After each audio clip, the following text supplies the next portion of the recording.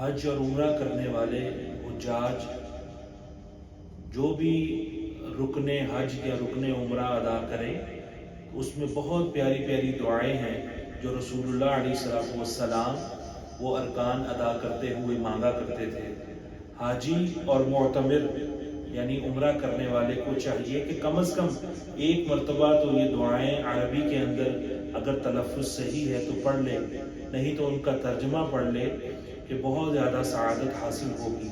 اور اگر ایسا ممکن نہ ہو کہ پڑھ ہی نہیں سکتا یا پڑھنا ممکن نہیں ہے یا زبانی یاد نہیں ہے یا کتاب بھی اگر موجود نہیں ہے، بعض اوقات کتاب ہو بھی تو گم جاتی ہے یا پڑھنے کا موقع نہیں ملتا، تو ایسا شخص کیا کرے؟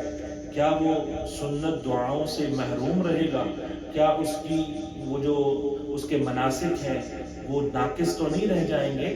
تو ایسا ہرگز نہیں۔ جو شخص دعائیں ادا نہیں کر سکے گا، دعائیں نہیں پڑھ سکے گا، تو سنت تو چھوٹ جائے گی کہ وہ دعا وہ نہیں کر سکا، لیکن اس کے لیے پیارے آقا صلی اللہ علیہ وآلہ وسلم نے جو حل ارشاد فرمایا ہے عام موقع پر بھی، تو وہ ملحوظ خاطر رکھے، یعنی وہ دعاؤں کی جگہ پر پیارے آقا صلی اللہ علیہ وآلہ وسلم کی ذات پر درود پاک پڑھتا رہے، کیونکہ آقا کریم صلی اللہ علیہ وآلہ وسلم کے سچے وعدے کے مطابق درود پاک پڑھنا تمام دعاؤں سے بہتر اور افضل ہے۔ یعنی تمام مواقع میں اپنے لیے دعا کے بدلے حضور علیہ السلام پر درود شریف پڑھیں۔